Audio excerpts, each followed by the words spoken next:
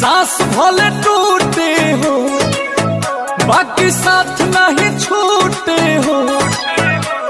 ई प्यार नहीं कम होखे ना दिल कब दुखे हो।